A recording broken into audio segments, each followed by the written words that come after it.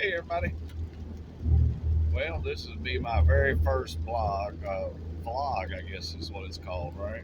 Vlog with a V. Hell, I don't know. Anyway, I'm headed down Highway 60 right now. There's a text message coming in. But I'm headed down Highway 60 right now, headed to Marion. Just, I don't know, just kind of wanted to, I don't know. You know how this shit starts. You just start doing it and then it becomes an addiction. So, welcome to my new addiction. Anyway, uh, just got this Jeep put together for the most part. I hit a deer with it. Hey, Mr. State Trooper, how are you doing?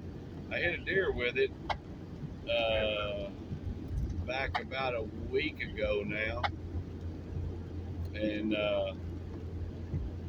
got all my parts in that I thought I needed. And of course, it wasn't everything I needed. Uh, I thought that it had busted of course, both headlights, marker lights, turn signals, the grill, the radiator, and the transmission cooler, and which was bad enough. And when I went ahead and ordered all the parts I thought that I needed, and got them in, and went to putting everything back together. And when I started taking the original stuff off, I realized that my water pump, the fan clutch on the water pump, I could wobble it back and forth about an inch damn near in both directions, well, in any direction. And well, here we go. So turns out it busted the water pump whenever the radiator came back and popped the fan. It must have busted the water pump then. However, the radiator was about 2.5, 3 inches back away from the fan.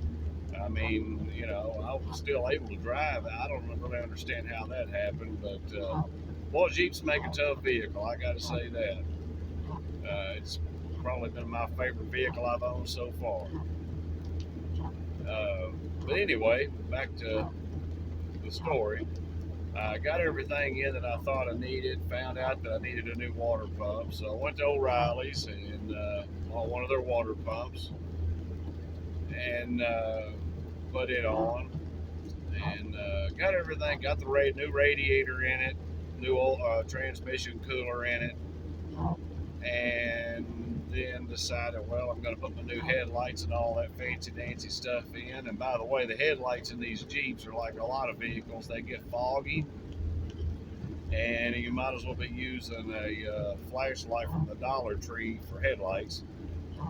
But anyway, I'm pretty excited about using my new clear, fancy dancy, brand new headlights, and I'm putting LED bulbs in. I know everybody hates those freaking things. I hate them too, but I like being able to see at night. And I'm getting old, and that's, yeah, you know how it is. Anyway, uh, so I'm pretty stoked about putting those in, and I get ready to go put them in, and realize there's nothing to mount them to. And I thought, well, that's really strange because they're perfect. They look like they're exactly what goes there. And so I thought, well, maybe they've got buckets they go into that must have busted whenever I hit the deer also. So I get to looking up headlight buckets for this Jeep, and apparently there are no buckets. There's a header panel that goes all the way across the front of the Jeep that the deer decided to take with him when he took everything else, and I didn't even know it was back there. I mean, it literally is not a single piece of it there to let me know that it was supposed to be there.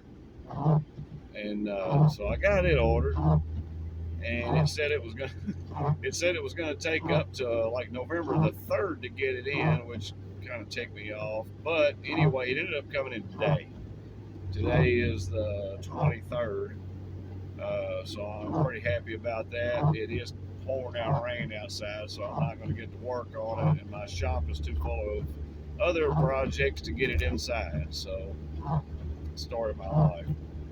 But anyway, I should have everything I need now to make my Jeep a vehicle I can drive even at night. Believe that? I still can't drive it at night. I'm fixing to come into Sturgis now, There's no headlight assemblies or anything in the front of this thing. It's just a real pretty, nice, shiny new radiator and transmission cooler.